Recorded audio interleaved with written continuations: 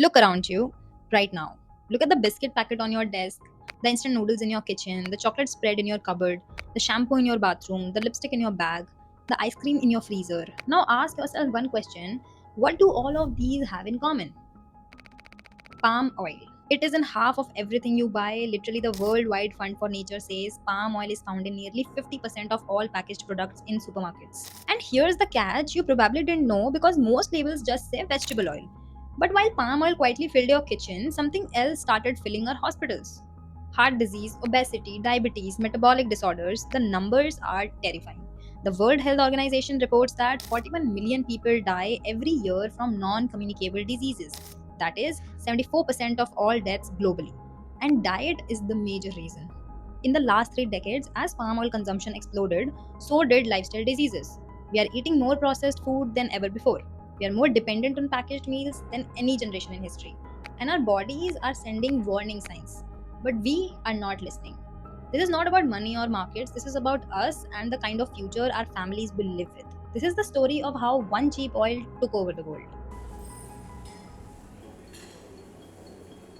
Let me take you back to 1990. Back then, palm oil was a regional ingredient, used mostly in West Africa and Southeast Asia. The rest of the world barely knew it existed. But even before that, palm oil had a long history. Archaeological evidence show that palm oil was used in ancient Egyptian tombs over 5,000 years ago. Traders from West Africa sold palm oil to European merchants as early as 15th century.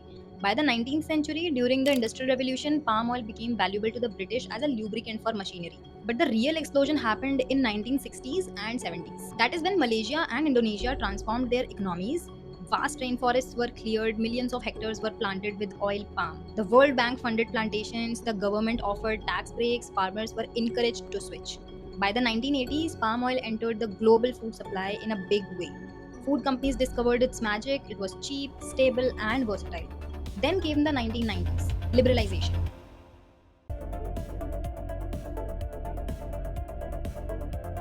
Global trade opened up, fast food chains expanded into every corner of the world, packaged foods flooded supermarkets, and palm oil flooded everything. Fast forward to today, global palm oil production has crossed 75 million metric tons annually. That is the weight of 200 Empire State Buildings every single year. The Food and Agricultural Organization says palm oil is now the most produced vegetable oil on the planet. How did this happen? Majorly, there are three reasons for that: the explosion of packaged foods, the rise of fast food culture, and the third reason is that it is extremely cheap.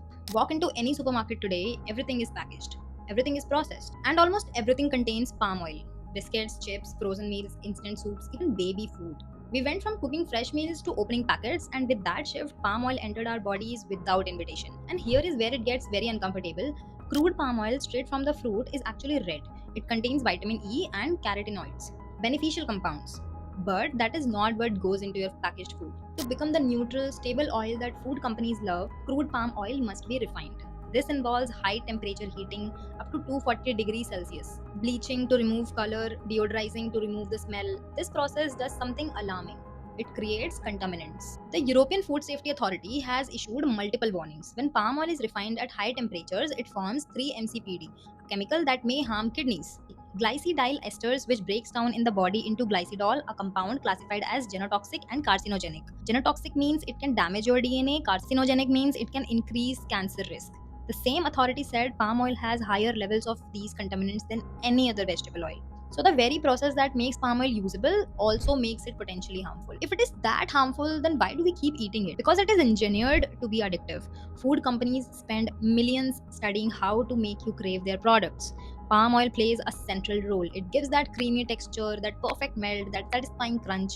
It also extends shelf life. Products can sit on shelves for months without spoiling. And it is cheap. So cheap that low income families often have no choice but to buy products made with it. This creates a trap. Cheap food drives consumption drive health problems drive medical cost, and who pays? You do. The Pan American Health Organization warns that ultra processed food consumption is directly linked to obesity and chronic diseases such as heart disease, type 2 diabetes, hypertension, and even certain cancers. But here's the painful truth: these foods are everywhere.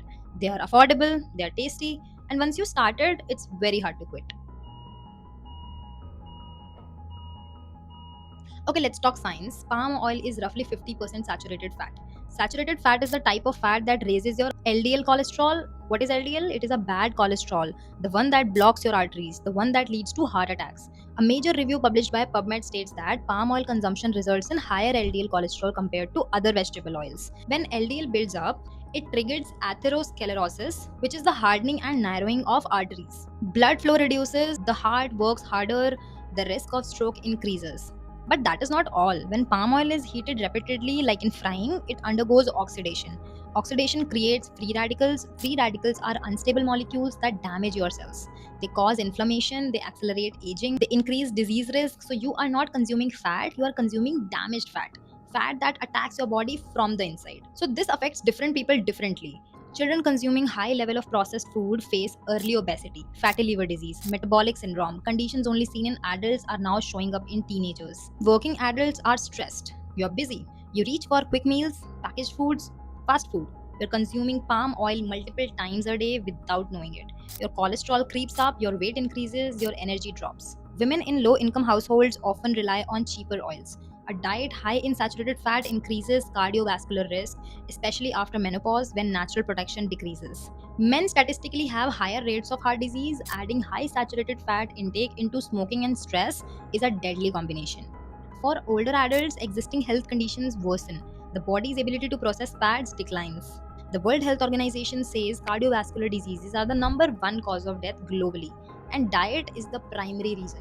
So ask yourself, are we saving money on food today only to spend 10 times more on hospitals tomorrow?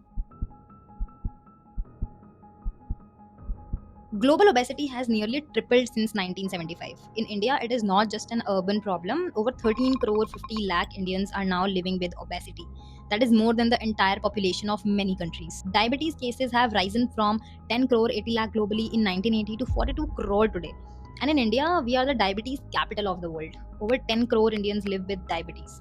Another 13 crore are pre-diabetic, meaning they are just one step away from being diabetic. So why don't governments stop this? There are several reasons. In many countries, companies can simply write vegetable oil on labels. You never know it is palm oil. How can you avoid what you cannot identify? Government promote palm oil imports because it is cheap. It keeps food prices stable, it controls inflation, but public health takes a backseat. The food industry is powerful. They hire people known as lobbyists to influence government decisions behind closed doors.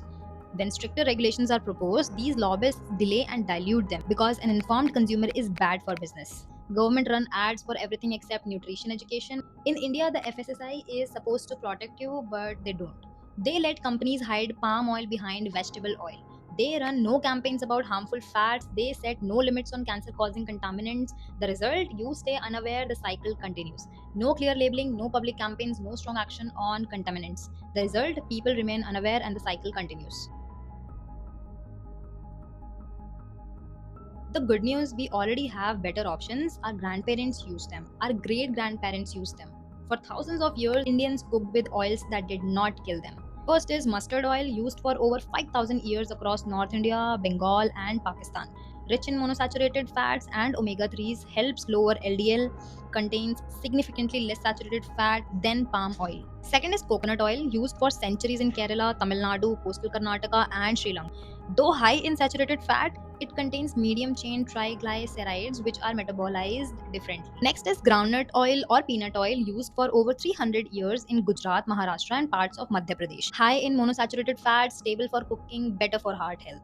Next is sesame oil, used for over 5,000 years in Tamil Nadu, Andhra Pradesh, and Karnataka. Sesame oil is very rich in antioxidants. Before British rule, every oil in India was cold pressed. Ghani or kolu, the wooden press, existed in every village. Extracted without heat, retained nutrients, no chemical contaminants, no refining, no cancer causing chemicals. These oils are not new, they are traditional, they are time tested, they kept our ancestors healthy for millennia. We forgot them and invited disease. Here is another good news, you don't need oil to cook delicious food. Steaming, boiling, pressure cooking, roasting, sauteing with water or broth. These methods have existed for centuries. They are practiced in millions of Indians' kitchen every single day. And here is the exciting part, when you cook without oil, you discover new flavors. You taste the real ingredients. Your food becomes lighter, your body feels lighter. What can you do?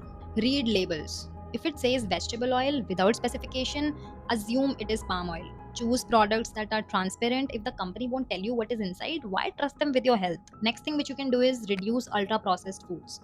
Cook more, buy less packets. The more you cook from scratch, the more control you have over what goes into your body and what stays out. Replace generic vegetable oil with mustard, groundnut, coconut, or cold pressed oils. Limit frying. When you fry, don't reuse oil multiple times. Each reheating increases oxidation, each cycle creates more free radicals, each time you damage the oil and yourself. Try air frying. Invest in an air fryer, it uses up to 80% less oil than deep frying. You get the crunch without the saturated fat, you get the taste without the toxin. But let's be honest, individual choices alone cannot fix the problem. The bigger responsibility lies with governments and regulators. In India, that responsibility primarily falls on institutions like the Food Safety and Standards Authority of India, which is FSSAI, which sets food safety standards, and the Directorate General of Foreign Trade, DGFT, which regulates what food products enter the country.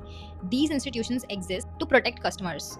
But the system is not working the way it should. For years, food companies in India have been allowed to hide palm oil behind vague labels like vegetable oil. Meanwhile, other countries are moving forward. Serbia passed a law in 2025 forcing companies to clearly label palm oil and separate it from dairy products on store shelves. The European Food Safety Authority set strict limits years ago for cancer linked contaminants such as 3-MCPD and glycerol esters in edible oils. The European Union actually enforces those limits. When contaminated products are detected, they are rejected at the border. In India, regulators like FSSAI are responsible for setting and enforcing similar standards, yet enforcement and public transparency around these contaminants remain limited and rarely discussed in public policy debates. And what about public awareness? Can you name a government campaign in India that clearly explains saturated fat risks, oil contaminants, or how to read cooking oil labels? It's hard to think of one. Meanwhile, countries like Colombia, Belize, and the Bahamas are receiving technical support from the Pan American Health Organization to implement healthy eating policies in schools. And then comes tax policy. Countries like Mexico, Hungary, and Norway have introduced junk food taxes to discourage unhealthy consumption. Japan has even introduced policies that penalize companies if employee health metrics cross certain limits. India tries to keep cooking oil cheap. The result is a system where cheap oil floods the market while the long term health costs are paid somewhere else in hospitals, insurance bills, and in rising heart diseases rates. The uncomfortable truth is, public health policies are given low priority while economic and industry interests like inflation, trade, and food prices are treated as more important than long form health. What should companies do? The truth is, they already know what to do. They just choose not to. Nestle and Unilever sell healthier products in Europe using better oils. They have the ability, they just don't have the conscience. In the US and UK, vegetable oil is illegal without specifying the source. In India, companies hide behind it. European companies already use low temperature refining that cuts cancer causing contaminants by 90%. Indian consumers still getting the toxic version. The industry has a solution, they just don't have the will because you keep buying and the government keeps looking away.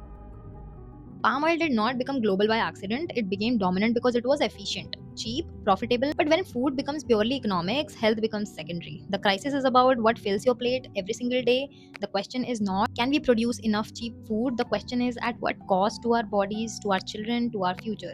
Because we can change policies, we can switch oils, we can cook differently, but we cannot reverse damage done to a generation raised on food engineered for profit, not for life. Read the label, ask the question, choose differently. The oil crisis is real.